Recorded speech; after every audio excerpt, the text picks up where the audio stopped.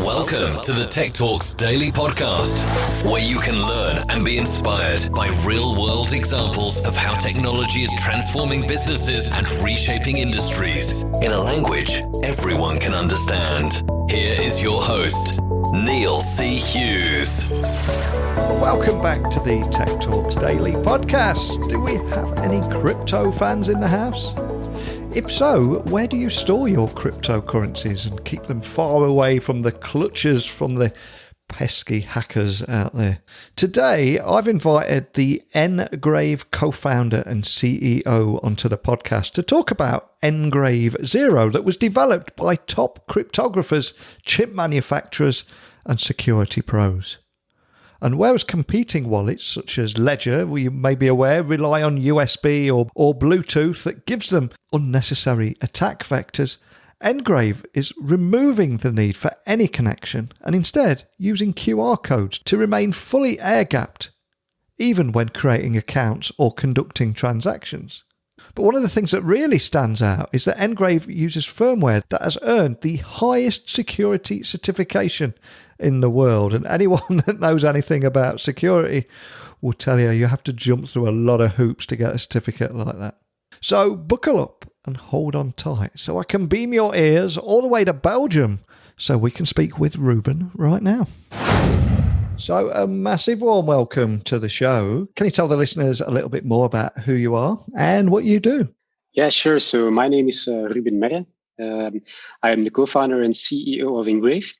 And Inbrief is basically a digital asset security company on a mission to radically improve your security and your ease of use when you are managing your cryptocurrencies and digital assets. And the way we see that is that we basically empower you to start truly owning what is yours. And we think that we're actually the first solution ever that comes this close to that, let's say that kind of goal or objective.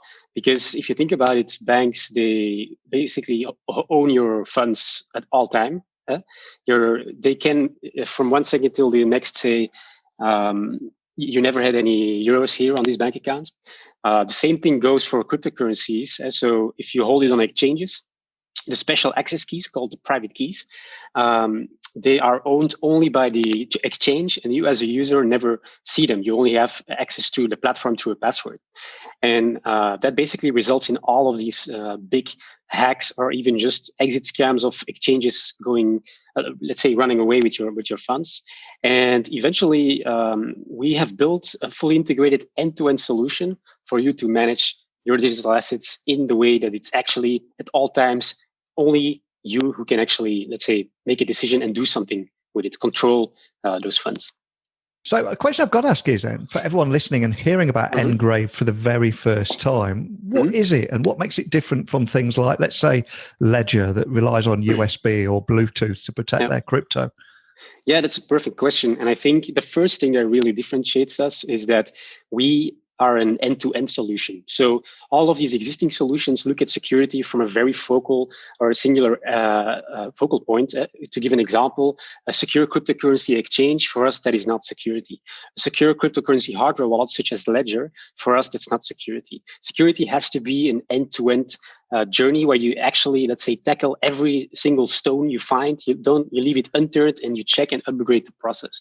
And to make that really tangible, so we are end-to-end in the sense that we figure out an answer for every what if in your customer journey. For example, with a Ledger, they give you a key and you have basically a device to manage your crypto with. But the backup is simply a piece of paper. And obviously, that's the worst place to keep your most precious possession, being your private key. Because if you lose your private key, you lose access to your funds forever. And so that's why we didn't only invent a hardware wallet, we also invented a backup solution. And this backup solution is made in a way also completely new and innovative in the space that it is the first one that is encrypted. So the next what if in your journey would be, what if I lose my backup? Our backup is encrypted, so you can actually still not do anything with it if you find it as an attacker. And if you lose it, which is also a what if, what if I lose my backup? We have built the first recoverable backup. And we can even go posthumously. So beyond you passing away, we can still get your crypto to your next of kin without any third-party risk, not even NGRAVE, us, our company, knowing what your key is. And by doing all of these steps, starting from key generation with a hardware wallet and ending with getting it passed even beyond your own life, that is what we see as security. And I would say that's the first thing that really differentiates ourselves. Excellent. And there are many solutions out there at the moment. But one of the reasons I was excited to invite you on the podcast today was after I read that its firmware earned the highest security certification in the world, which is a huge talking point on its own. But can you tell me more about that? Yeah, so the brief genesis story behind the NGRAVE is that we're all three of us cryptocurrency investors. And I would say that Xavier, our CTO, has the most striking history or story. He started in 2013, got hacked in Mt. Gox personally. And then in 2017, his project was hacked for 44,000 Ether. So that was around $10 million at the time. Wow. And it was before the bull run. So after the bull run, that would have been worth $50 million. But what he did at that moment that he realized they were hacked with a couple of white hat hackers is they found the exact vulnerability, they automated the exact same hack, and they stole over $200 million from other projects. And by doing so, they basically protected these projects against, obviously, the bad hackers. And all of those three stories from the three co-founders came together in April 2018. And we just asked ourselves a super simple question being, what is the one solution that we would entrust with our very first till our very last Bitcoin with complete peace of mind? And we couldn't find the answer to that. So we decided to build it ourselves. What is so important about it, about my story, is that we said we are not going to compromise on security in any way.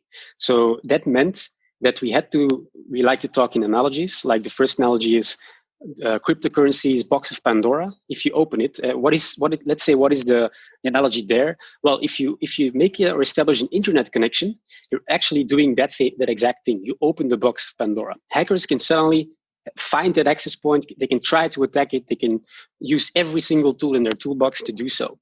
So we decided from the outset, we have to build a solution that is always offline. So we take away completely the remote attack vector.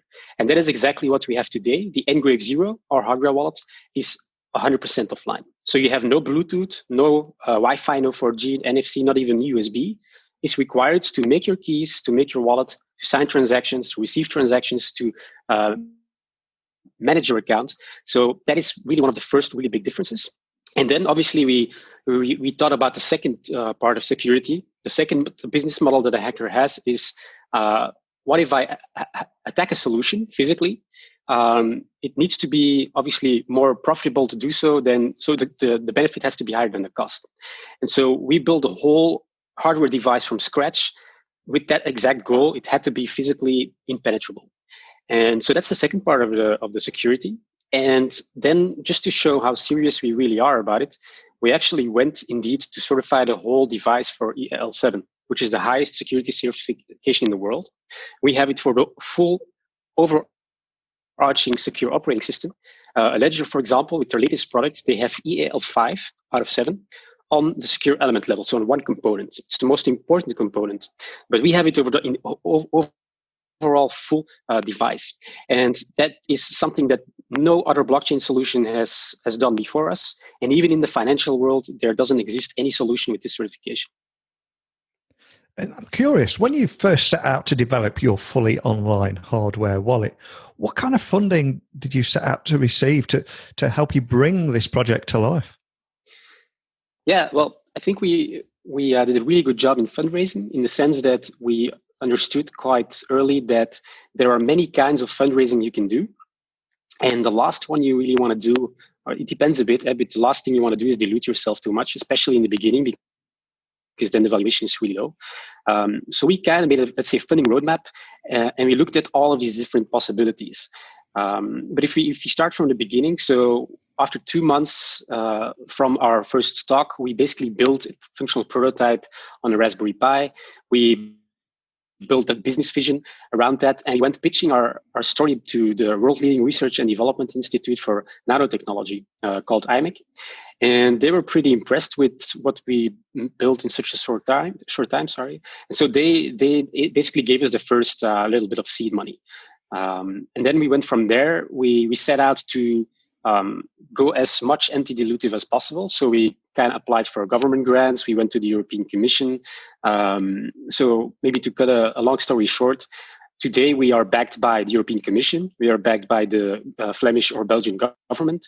We are backed by a financial institution. All of this is non-dilutive funds. So it's either debt or it's grants. We're also backed by the Web3 Foundation, which basically rewards projects that are doing innovative things for the web, so for the internet. We did a small business angel round in 2018.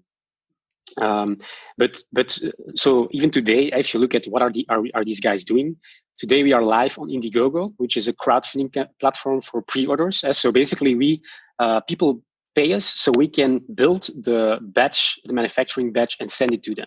So again, we don't raise any equity. We raise funds, revenues from direct demand to be able to build our batch.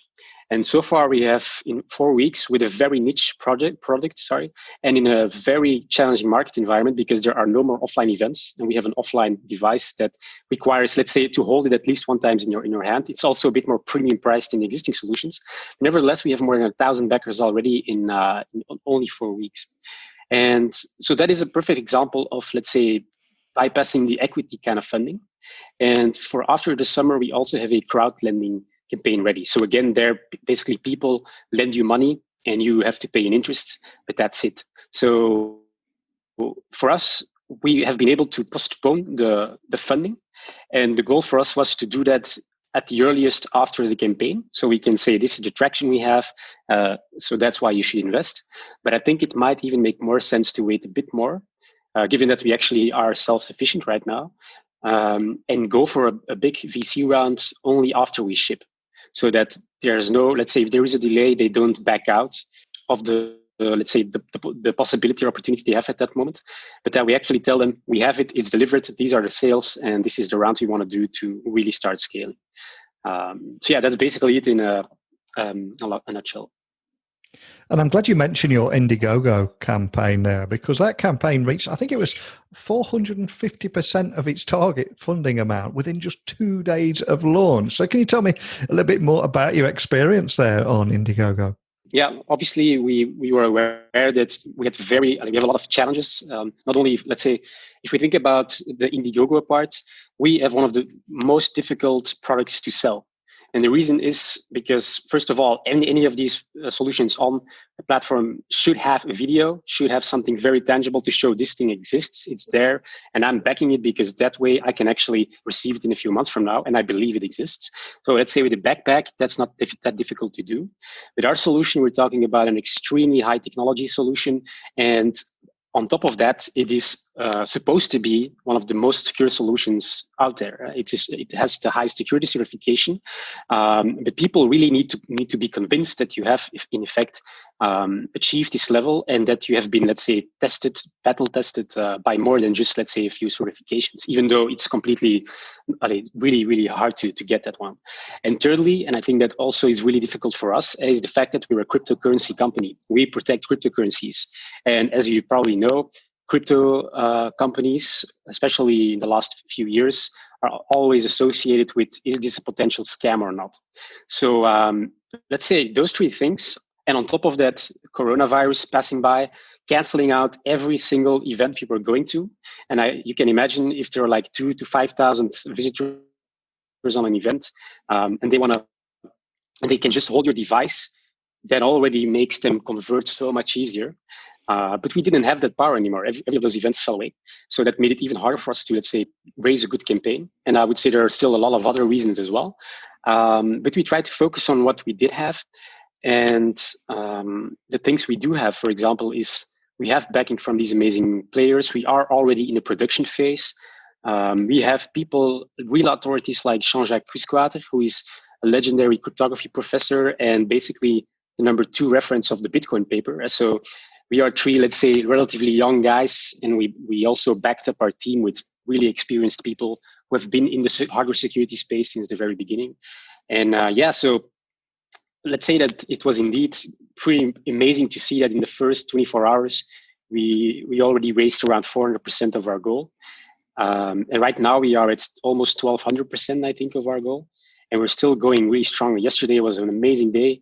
I think we did like 50% extra in one day on the whole campaign amount. So yeah, we're feeling that the traction is actually starting to come loose right now towards the end of the campaign. So for any startup founder listening, thinking of launching their own product on Indiegogo, what would you say the secret to their successful what would you say the secret is to a successful campaign on the platform? Yeah, well, I think it's the same secret as what's behind a successful company. And it's always that you really have to transpire a lot. So you have to work really hard. You have to prepare a lot. And with the Indiegogo campaign, I can tell you, I think starting 6 months ahead is definitely not an overfluous luxury. I think you have to be serious. If you're serious about it, you have to start 6 months up front. You just think about the video. You have to make the content. You have to make people want to see this device works. They want to have testimonials. They want to have some sort of reviews. And depending on the industry you're in, it also changes. So it's really context driven. For example, if you're selling a bookcase, a backpack, instead of what we're selling, or let's say a television, all of those products require sort of a different approach. But some of the universal things I would say is start with building a certain buyer list. And what I mean with that is you have to know upfront a whole bunch of people of who you are almost 100% sure that they will buy. And you have to make sure that you, let's say, trigger that list the first day of the campaign, that these people are waiting, they're sitting at the edge of their seats and they're like, yes, I can buy it. And we actually had did that effect really well. To give you an example, our campaign was going live exactly at 5 p.m. And we said we're going to put it live, let's say 5, 6, 7 minutes earlier. So if there's an issue, we can still fix it. And we just set it live and we already had, after 10 seconds, we had a buyer. So people were sitting at the edge of their seats to buy. We reached our goal in 15 minutes simply because all these people were so, so pumped up. They wanted to have the best discount because we said only the first 300 will get the steepest discount at 50%. And I think that is really important because that's how these campaigns work. If you do well in the first 48 hours, you get on top of the algorithm. So they basically put you on the front page of Indiegogo. In our case, that is not super impactful because not a lot of people are looking for cryptocurrency hardware wallets today. But if you have a more traditional product, tech product, that can make difference between a huge campaign and a small campaign. I think that's very important. And also you have to know which other channels are really impactful. Like in our case, YouTube influencers in the crypto space, they convert really well. And we figured it out quite early. And every time we have something with an influencer, you see sales suddenly like streaming in. And so, that really depends on your niche. One of the things that really stands out is you've been on an incredible journey because before NGRAVE, you worked in strategy for Deloitte and Hedera and helped launch Belgium's first automated online investment platform. So I've got to ask, what put you on this path with NGRAVE? Yeah, so when I was like in 2015, I was doing a Vision 2020 for a bank. And obviously during my, let's say, research, I came across cryptocurrencies and blockchain technology, let's say. I think Bitcoin was around $200 back then. But I did a lot of, let's say, studying after my master's in business engineering. And one of them was really focused on, let's say, advanced asset allocation, financial portfolio management. And I was also a bit, let's say, brainwashed by the tenets of value investors like Warren Buffett, who basically says very clearly and straightforward, do not invest in bubbles. And obviously, the first thing you think of if you see Bitcoin moving around is this is a bubble. So I stayed away from the markets for, I think, almost 3 years. And only late 2017, at the high of the market, so Bitcoin reached $19.6 thousand, I think. That was the first time that one of my three to-be co-founders asked me, like, Ruben, get your head out of the ground and have a look under the hood of blockchain technology. So I did, and that really convinced me very quickly, actually. So for me, I saw it as the power of what it could do for, let's say, backing the truth, for example. So the tsunami passes by the development country, it wipes away all the land. All these farmers, they had, let's say, a paper version from the notary saying this is their land. It's gone. And a single dictator can basically just say, hi, everybody, I have a centralized database and you're not in it. You're not an owner of this land. It's now mine. And if you think about that with blockchain, you can basically have all of these other computers saying the exact same thing. Sorry, Mr. Dictator, but what you're saying is completely untrue. And that at least gives, let's say, a ground to challenge his claim. And you can, let's say, copy paste that specific concept to so many different things that I was really hooked. And I basically started, let's say, analyzing Bitcoin on the spot. And I'm also a technical trader. So what I saw, and I actually posted it even online on TradingView, I said, like, this thing looks like it's going to blow, but I don't know how the crypto markets work. So I actually bought some. And then a week later, I think the crypto markets crashed. And luckily, I was trained enough to, let's say, dollar cost average, my way down to the bottom of 3K. So I didn't say pull all my money into the crypto just from the beginning. And after a few months, April 2018, I also was coming to this point of, wow, there were so many issues still in this technology, security. It's incredible how bad it is. And even user experience is also really, really not top notch. And even today, I still have that exact same impression. And that is what we try to solve with NGRAVE. So giving this impeccable security, but also putting all of that security and complexity of protection behind an intuitive touchscreen experience where you just know this is so simple, even my grandma can use it, right? And I think that is something we achieved quite well at this point. So you mentioned your Indiegogo campaign. So for anyone listening that is really interested in this, when will NGRAVE Zero be available for listeners and how much is it going to cost them? Yeah, so NGRAVE Zero is already available since 26th of May. That's when we started our Indiegogo campaign. So actually in 2 days, 2 or 3 days, we will reach the end. So you can actually already buy one, but you will have to wait until October for the worldwide shipping. And obviously, because you have to wait, and we still have to, let's say, build up some traction here and there, you get a big discount for it. I think today the discount is 34% if you buy it. And that's still more than 100 euros. And let's say by the end of the, let's say when we are shipping, the retail price will be 498 euros for Zero and the graphene backup. So basically for your end-to-end peace of mind when you manage your crypto. So we actually sell a double product. And you can choose if you want to have the whole thing or just part of it. Because obviously Ledger sells only part of it. They sell the hardware wallet and a piece of paper. We sell a hardware wallet and an extremely ingenious backup solution. It sounds like you're going to be incredibly busy for the foreseeable future. But I mean, what's next for NGRAVE? Is there anything you can share with us today about the road ahead? Yeah, sure. So for us, obviously, it's really important to get that shipping out in October. And we're still obviously working hard in the factories to make that, to realize that. Apart from that, we really want to, let's say, scale when it comes to the B2C market.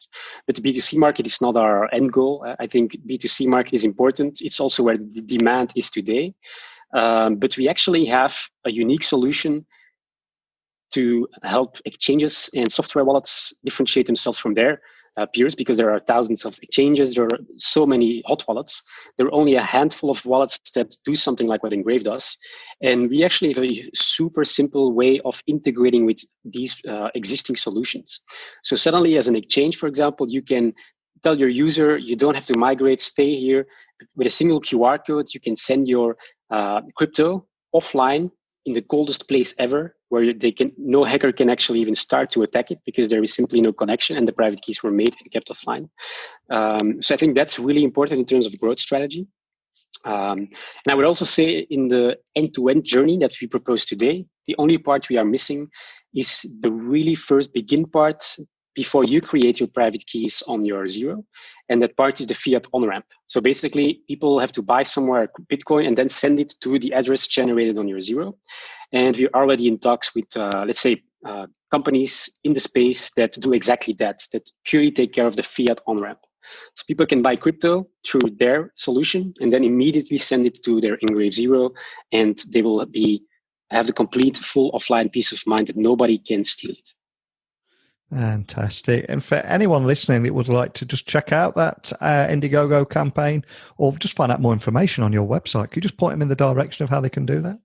Sure. So the website is ingrave.io. And there the first click you can do is, let's say, pre-order. And if you pre-order, you will go to the Indiegogo campaign page. And there you have a lot of information to make sure you can make the right decision. Well, I absolutely love what you're doing here with NGRAVE, especially how it's removing the need for any kind of connection, whether that be USB, Wi-Fi, 4G, Bluetooth, and NFC. It's so forward thinking. So I wish you the best of luck for the future with it. Love to get you back on towards the end of the year, see how things are going. But more than anything, just a big thank you for joining me today, Ruben. Thank you so much, Neil. Like I was saying in the podcast interview there, whereas competing hardware wallets such as Ledger rely on USB connections or Bluetooth, NGRAVE actually removes the need for any connection, whether that be USB, Wi-Fi, 4G, Bluetooth, NFC, or that long list there of potential attack vectors. And instead, by using wall charging and QR codes to remain fully air-gapped, even while conducting transactions and creating accounts, seems like a huge step forward. And the end result is NGRAVE 0. And like we discussed, it is the world's most secure cryptocurrency hardware wallet because it's using the most advanced cryptographic protocols along with firmware that has earned the highest security certification in the world. And for those of you who don't know, that's EAL7. Look that one up. And when you combine that with the fact that it was developed in collaboration with world leaders in applied industrial cryptography, nanoelectronics and chip manufacturing, it's clear that these guys know what they're talking about. And I also love how they're making it in Belgium as well, where they can monitor the highest level of quality. So my question to everyone listening is, have you checked out or ordering one on the Indiegogo campaign? And what do you think of the project and the approach that they're taking here? And how do you store your cryptocurrencies? I host this podcast every day and speak with different tech companies from different industries across a wide range of technologies. So I'm conscious I'm a bit of a jack of all trades. I am not an expert in every single area, and I know there's going to be a lot of people listening out there that are going to be experts in cryptography and cryptocurrencies. So for you listening, if you want to feedback anything at all about what we've talked about today, let me know. Please email me, techblogwriter@outlook.com, tweet me at Neil C. Hughes, and maybe we can all have a discussion together about storing cryptocurrencies. And if a simple conversation as a result of this podcast can ensure that nobody loses any of their hard-earned cryptocurrencies, then hey, it's all worthwhile. But enough of me, I'm rambling. So a big thank you for listening. And until next time, don't be a stranger. Thank you for listening to the Tech Talks Daily Podcast with Neil C. Hughes. Remember, technology works best when it brings people together.